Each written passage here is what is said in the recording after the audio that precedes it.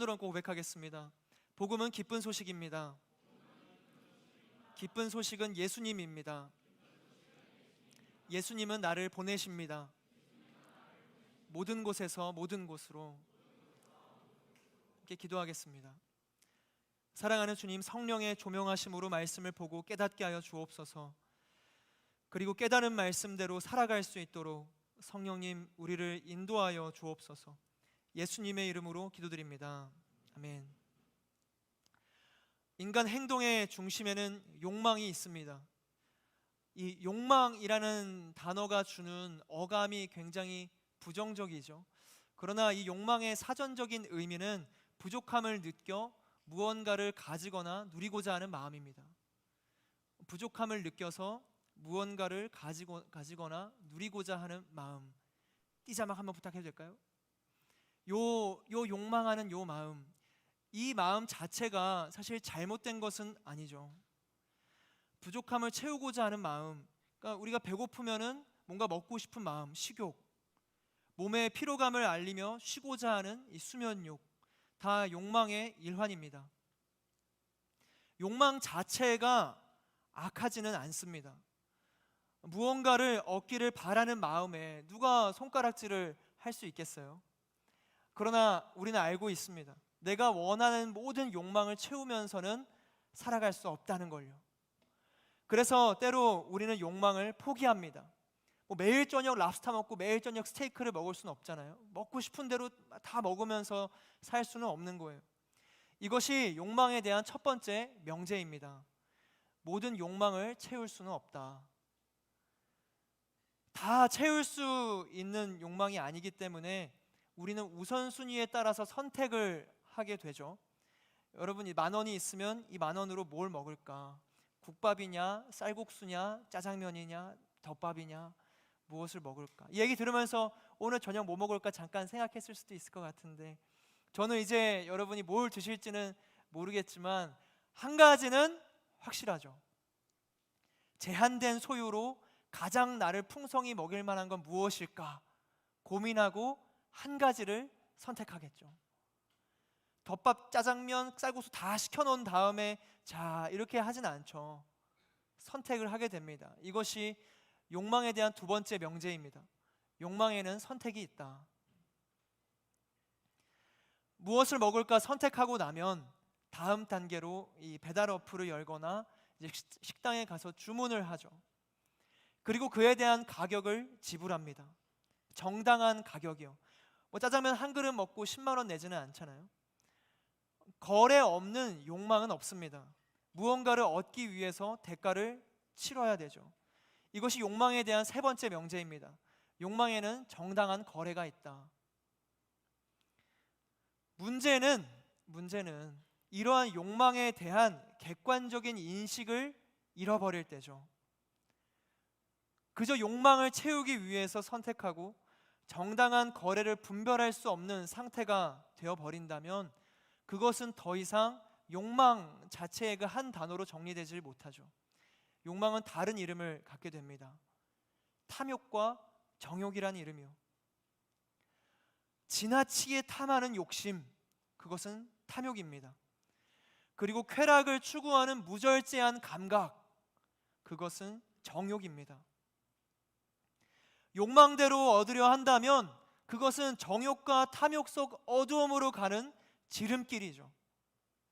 그리고 그 길에는 소망이 없습니다. 말씀은 바로 그 사실을 우리에게 명확하게 일러줘요. 요한일서 2장 16절의 말씀 저와 여러분이 함께 같이 읽도록 하겠습니다. 시작. 이는 세상에 있는 모든 것들 곧 육신의 정욕과 안목의 정욕과 세상살이의 자랑은 아버지에게서 온 것이 아니라 세상으로부터 온 것이기 때문입니다. 육신의 탐욕과 안목의 정욕과 세상살이의 자랑은 세상으로부터 온 것이다. 사랑하는 우리 하늘 여러분, 여러분은 어떤 걸 욕망하고 계신가요? 무엇을 얻고자 살아가고 계십니까?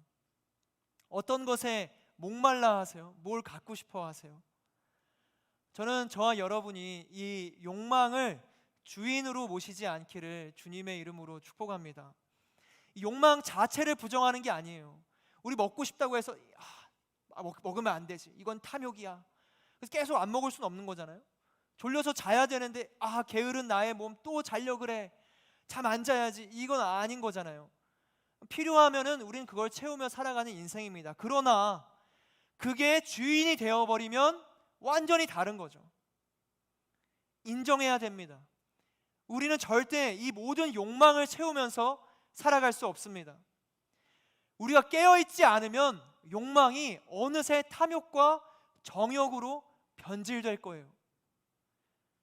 그러면 그 탐욕과 정욕이라는 잘못된 욕망의 선택으로 정당하지 않은 거래를 하면서 망가진 삶을 살아가게 되는 것이죠. 그리스도인의 삶이라는 것은 무엇인가? 욕망이 아닌 소망으로 사는 것입니다. 오늘 우리는 말씀을 통해서 왜곡된 욕망에 빠진 두 사람을 보게 됩니다. 바로 에서와 야곱인데요. 우리 함께 본문 말씀 24에서 27절의 말씀 같이 한 목소리로 읽어볼까요? 24절 27절 시작. 리브가가 출산할 때가 돼서 보니 그녀의 뱃속에 쌍둥이가 들어있었습니다. 먼저 나온 아들은 빨갛고 온몸이 털옷과 같아서 에서라고 했습니다. 그 다음에 그의 동생이 나왔는데 손으로 에서의 발 뒤꿈치를 잡고 있었습니다. 그래서 그 이름을 야곱이라고 했습니다. 그들은 낳았을 때 이삭은 60세였습니다. 그 아이들은 자라서 에서는 능숙한 사냥꾼으로 들판에 나다니는 사람이 됐습니다. 야곱은 조용한 사람이어서 장막에 머물러 있었습니다. 지난주 말씀에 이어서 아브라함의 하나뿐인 아들 이삭이 이 말씀을 따라 기도 끝에 리브가를 아내로 맞이합니다. 리브가도 시어머니 사라처럼 아이를 갖지 못하고 있다가 기도함으로 하나님께서 쌍둥이인 아들 에서와 야곱을 주셨어요. 이 맏아들 에서의 이름의 뜻은 털이 많은, 거친, 이런 뜻을 가지고 있습니다. 이 털이 많다는 그의 신체적인 특징을 따라서 지어진 이름이었겠죠. 그리고 그는 이제 자신의 이름이 암시하는 바를 따라서 우거진 광야를 누비는 사냥꾼으로 거칠고 호방한 삶을 살았습니다. 능숙한 사냥꾼이 되었어요. 근데 그는 왜 사냥을 했는가? 말씀을 보면 그 에서의 마음의 근간에 인정을 향한 욕망이 있었다는 것을 우리는 발견할 수 있습니다. 28절의 말씀을 보시면 이삭은 사냥한 고기를 좋아했기 때문에 에서를 사랑했고, 에서를 사랑한 이유가 무엇이었는가? 그 사냥한 고기를 좋아했던 거거든요. 에서의 존재보다 에서가 사냥해서 가지고 오는 그 사냥의 결과물을 좋아했던 이삭. 그럼 에서는 왜 사냥을 했을까? 이 아버지 이삭의 인정을 받기 위해서 계속 사냥꾼으로서 들판을 다니는 사람이 되어져 갔던 거죠. 그는 자신의 결과를 드러내는 거칠고 충동적인 성향으로 그 인정의 욕망을 탐하면서 사냥을 다니다가 어느 날 너무나 유명한 사건이 이제 발생하게 된 겁니다. 한순간에 이루어진 사건이 아니에요. 에서는 원래 잘 살아가다가 한순간에 갑자기 이 사건의 주인공이 된 것이 아닙니다. 우리 29절의 말씀 같이 보실까요? 29절 시작. 그러던 어느 날 야곱이 죽을 끓이고 있는데 들판에 나갔던 에서가 들어왔습니다. 에서는 배가 고팠습니다. 이 에서가 하루인지 며칠인지 들판에서 얼마나 시간을 보냈는지는 사실 우리는 모르지만, 우리가 아는 것은 이 에서가 특정한 사냥에서 돌아왔을 때 배가 고팠다라는 거죠. 야곱은 죽을 끓이고 있었고 에서는 말합니다. 그 붉은 죽을 내가 좀 먹게 해다오. 나 배고파 죽겠다. 나 정말 배고파 죽겠다. 저 이 말씀 보면서 에서 약간 한국인 필이 난다. 배고파 죽겠다, 뭐뭐 해 죽겠다, 한국인의 그게 있잖아요. 배고파 죽겠다. 이 굶주림의 고통 이해가 되죠? 배고파 보신 분 다 아시잖아요. 그 고통스럽잖아요. 빨리 먹고 싶고 예민해지고 짜증나고. 그런데 솔직하게 죽나요? 이 배고프다, 배고파 죽겠다 하지만 진짜 배고파서 죽으려면 얼마나 배고파야 되는지 진짜 배고파서 죽을 상태는 아니었겠죠. 그냥 당장 뭔가 먹고 싶다, 욕망한 겁니다. 뭔가를 당장에 먹어서 나의 결핍을 채우고 싶다. 그의 바램과 시선과 마음은 완전히 자신의 현재에 집중되어 있었어요. 그것이 바로 에서의 욕망이었습니다.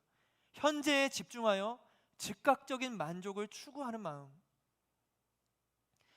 순간의 결핍을 채우고자 하는 마음, 당장의 즐거움을 구하고 있는 상태, 단 한 번의 쾌락을 원하는 그 충동, 욕망에 눈이 멀어버린 탐욕의 마음, 그것이 에서의 욕망이었어요.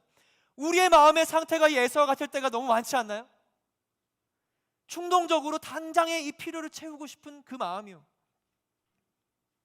당장에 나는 그걸 너무나 원해서 눈에 보이지도 않고 그 내가 원하는 대상 하나만을 바라고 원하는 거죠. 그리고 그 단 한 번의 충동이 얼마나 큰지 나의 생각이 다 합리화되는 거예요.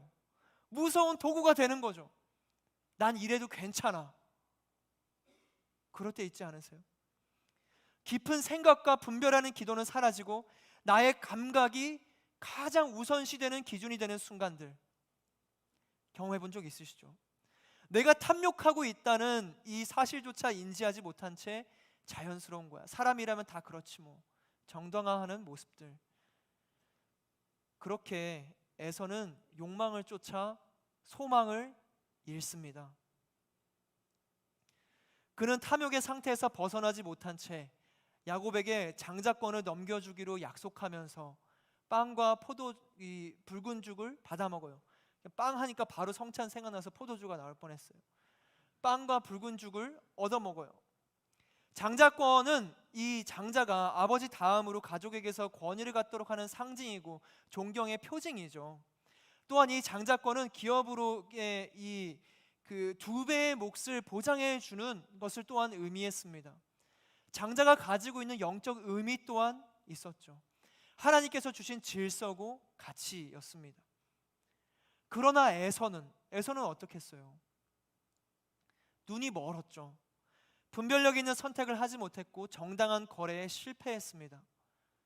정당한 거래가 우리 욕망의 기본인데 붉은 죽과 빵의 장자권을 넘겨준 거예요. 이것은 마치 10,000원짜리 국밥을 먹는데 100만 원을 준 거랑 똑같은 거다 생각하셔도 될 것 같아요. 이상한 거래, 말도 안 되는 거래, 부당한 거래를 합니다.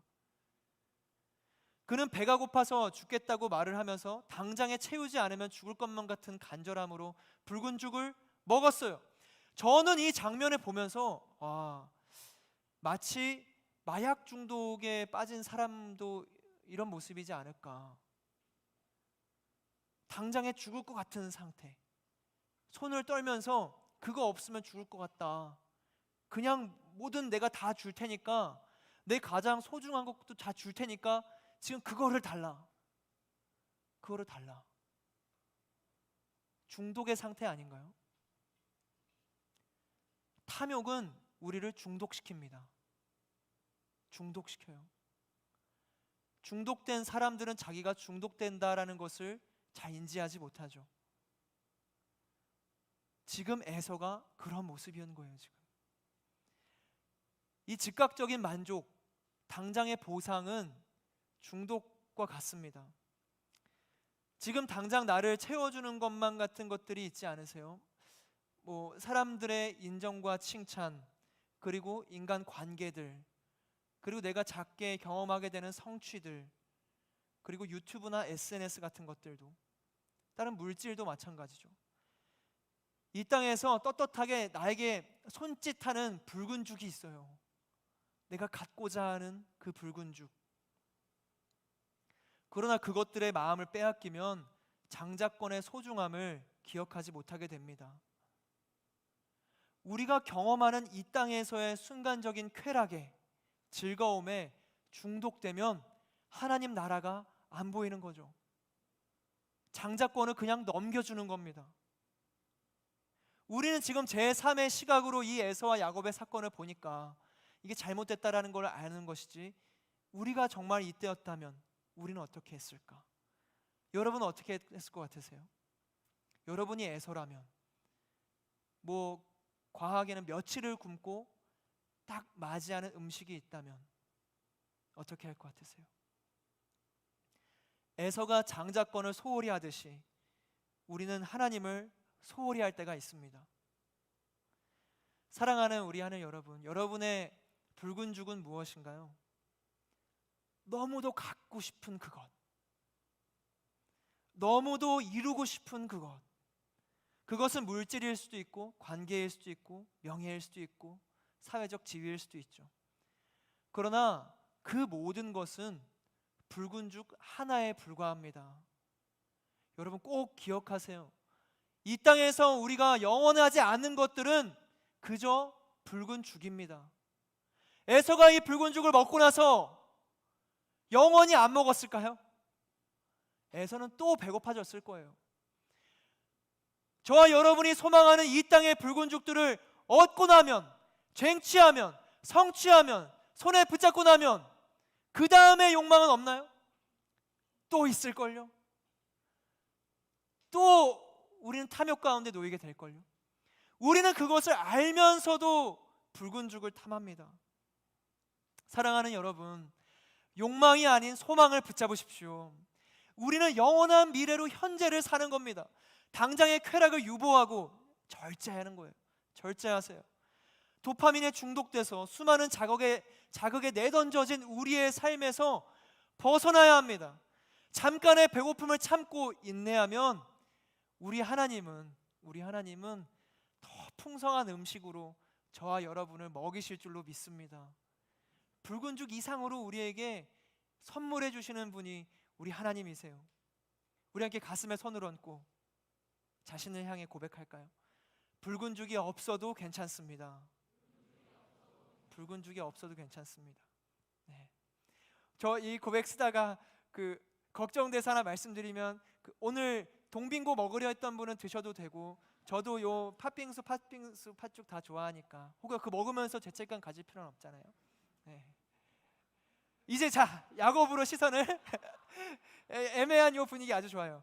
이어서 본문 31에서 33절 말씀 같이 한 목소리를 읽어보도록 하겠습니다. 같이 읽겠습니다. 시작. 야곱이 대답했습니다. 먼저 형의 장자권을 오늘 내게 파십시오. 에서가 말했습니다. 내가 지금 죽을 지경인데 장자권이 내게 무슨 소용이냐. 그러자 야곱이 말했습니다.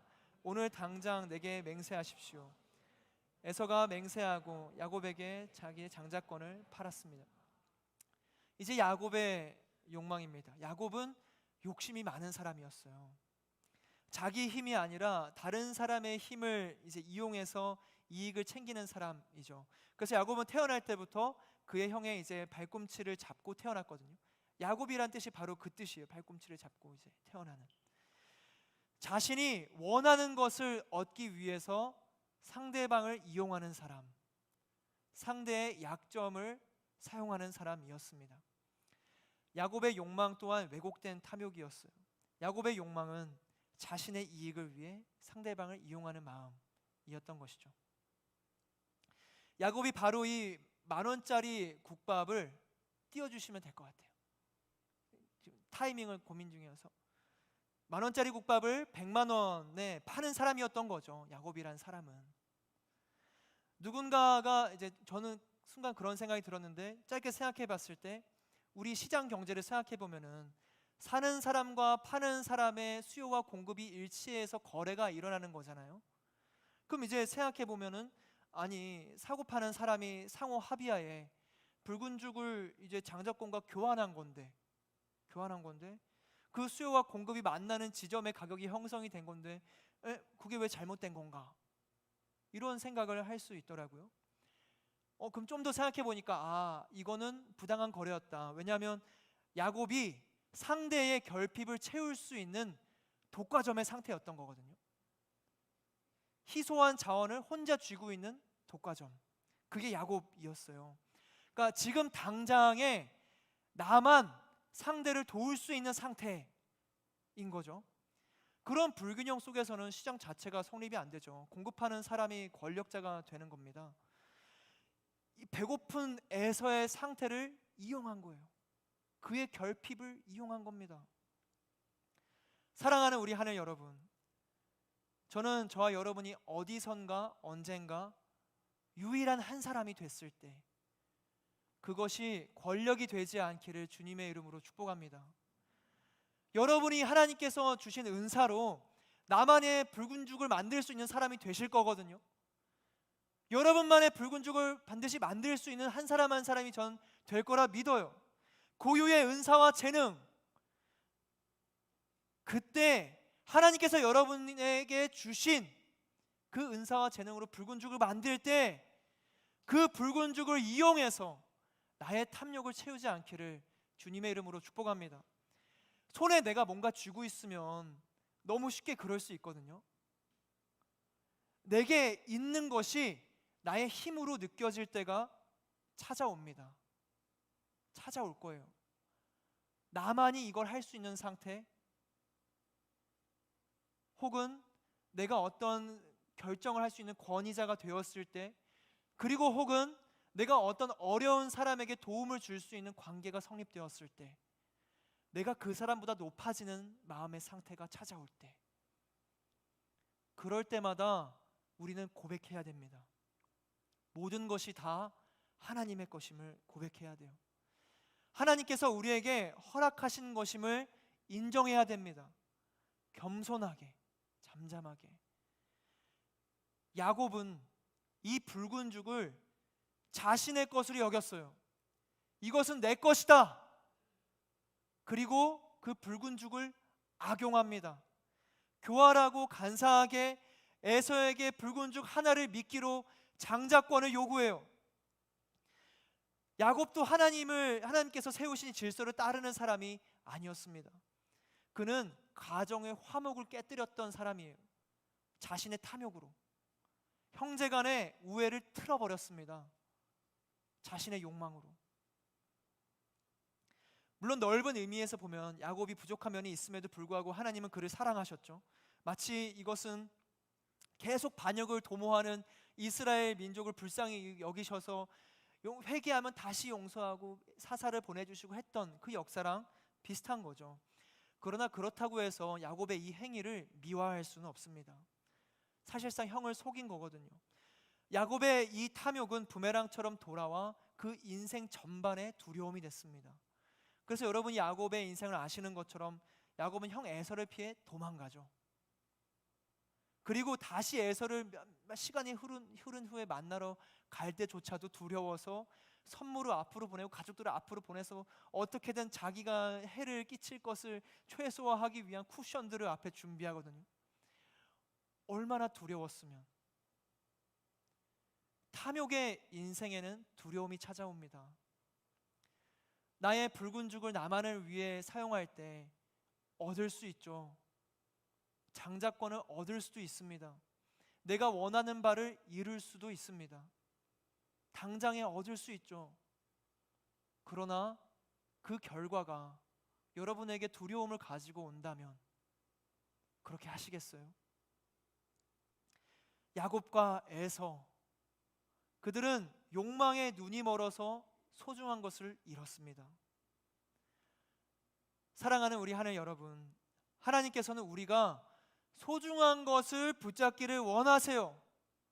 진짜 소중한 거, 모든 욕망을 채울 수 없다는 건강한 마음으로 우선순위에 따라 선택할 때 가장 가치 있는 것을 선택하기를 원하십니다. 그러려면 우리는 어떻게 해야 하나? 깨어 있어야 되죠. 깨어 있어야 합니다. 눈을 떠야 돼요. 당장의 쾌락을 절제하고 가장 소중한 것이 무엇인가 기도하며 하나님의 뜻을 발견하고 품어야 됩니다. 우리의 삶에서 가장 중요한 것은 무엇일까? 우리 함께 본문 23절의 말씀과 로마서 9장의 말씀을 한번 보실 텐데요. 먼저 창세기 25장 23절 함께 읽겠습니다. 시작. 여호와께서 그녀에게 말씀하셨습니다.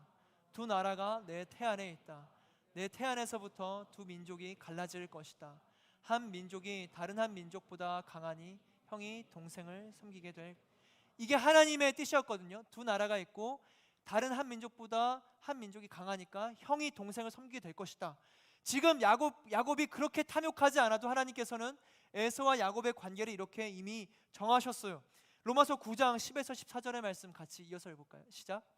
그뿐이 아닙니다.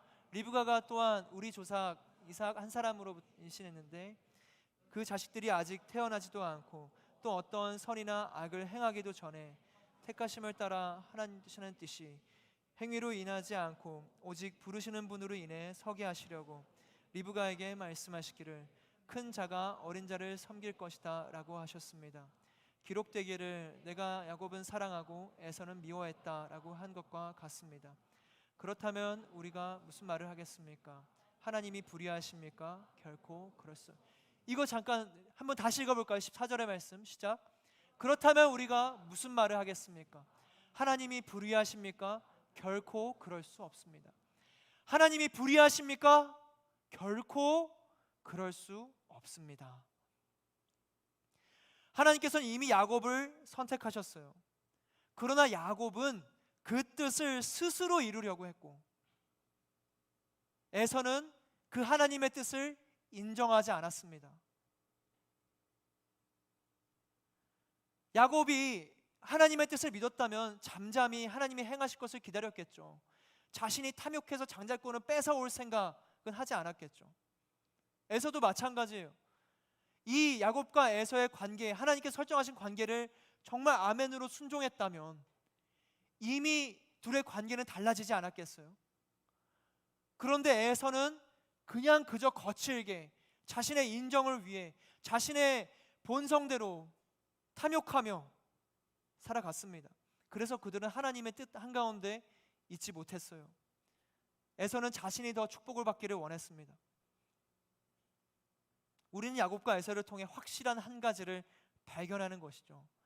하나님의 뜻을 품지 않은 욕망은 탐욕이 되는구나. 하나님의 뜻이 내 마음 가운데 없는 모든 욕망은 다 탐욕이 되는 겁니다. 반대로 우리의 소망은요, 우리의 소망은 하나님의 뜻을 향하는 갈망이 되어야 합니다.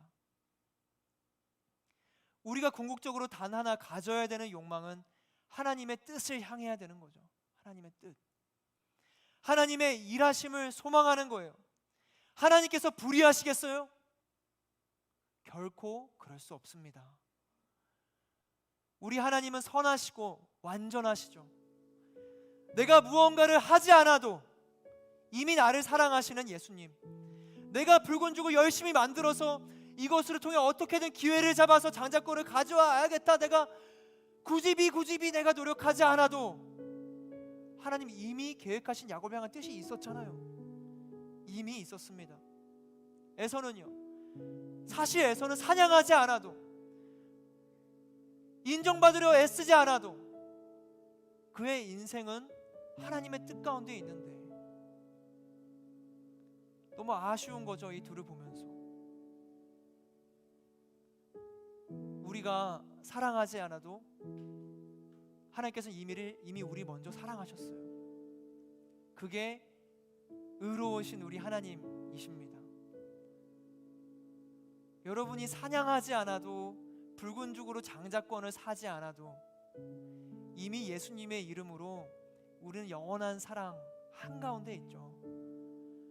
무엇을 더 탐하시겠어요? 이미 있는데.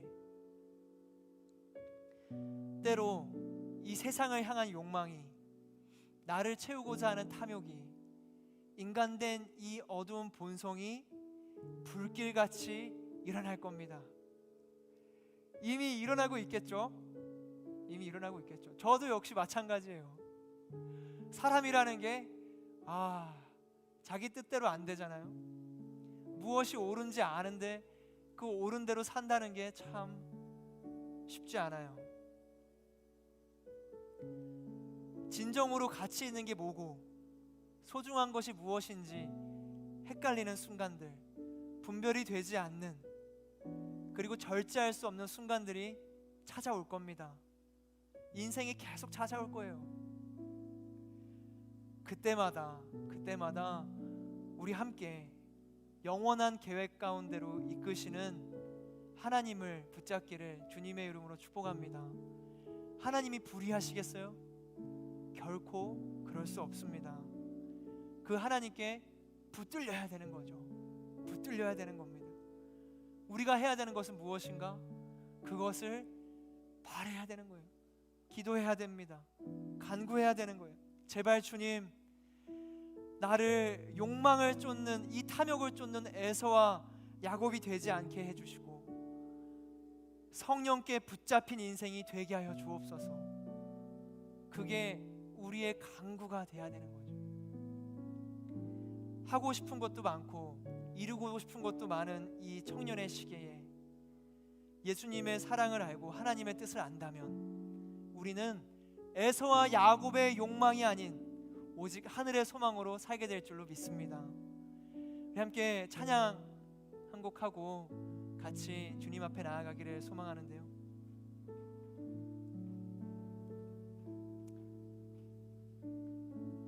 우리 함께 찬양할 때 주는 완전합니다 찬양이에요. 우리가 연약할 때, 우리가 넘어질 때, 우리가 부족할 때, 죄인 될 때도 결코 불의하지 않으신 하나님이 우리를 완전하게 하실 거라는 믿음. 내가 탐욕 가운데 또 흔들리겠지만 그 가운데 완전하신 주님이 나를 지켜주실 거라는 믿음, 그 믿음의 고백으로 함께 나아가도록 하겠습니다.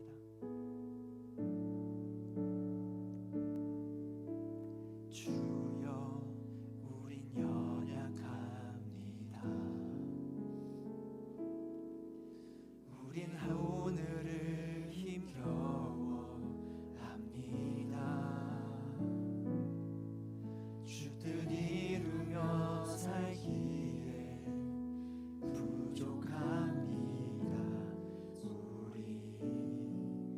우린 연약합니다.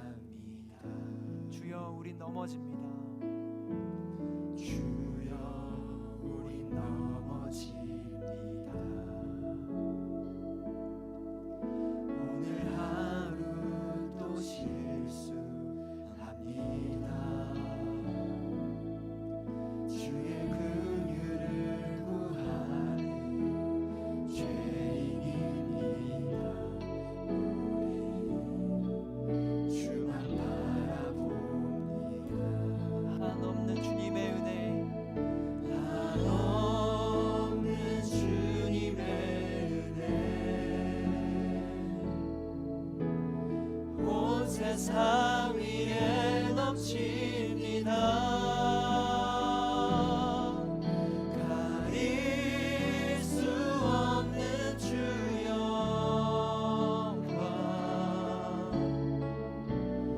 온 땅 위에 충만합니다.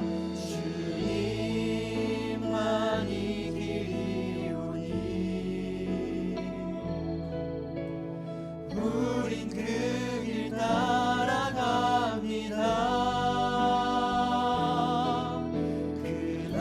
그날에 우릴 이루실 주는 완전합니다. 이 자리에 일어나셔서 함께 고백하며 나아가시겠습니다. 주여 우린 연약합니다. 주여 우린 연약합니다. 우린 오늘을 힘겨워합니다.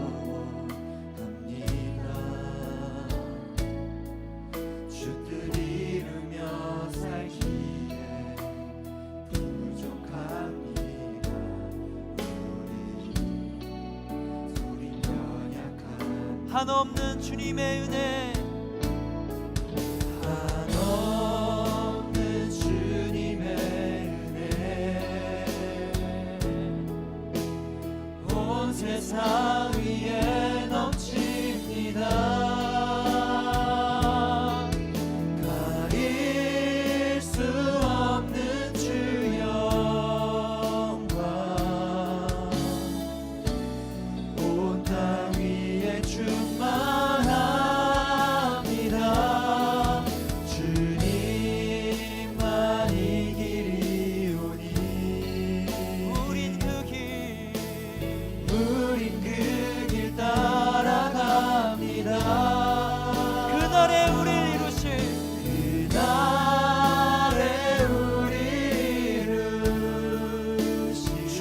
완전합니다. 주는 완전하니 한없는 주님의 은혜 온 세상 온 세상 위에 넘칩니다. 가릴 수 없는 주 영광 온 땅 위에 충만합니다. 온 땅 위에 충만한 주님만이 길 되십니다. 아버지 우리를 인도하여 주옵소서. 우린 그 길을 따라갑니다. 주님께서 만들어 놓으신 이미 완전하심으로 예비해 놓으신 그 길을 그날에 우리 이루시 주는 완전합니다. 함께 기도하며 나아가실 때 사랑하는 주님, 우리 가운데 주의 완전함을 허락하여 주옵소서. 나의 연약함을 넘어서는 주님만을 의지하며 내가 간구함으로 바라오니 아버지 나를 완전함 가운데 도와주시옵소서. 욕망이 아닌 소망으로 살아가게 하여 주옵소서. 함께 기도하며 나아가시겠습니다.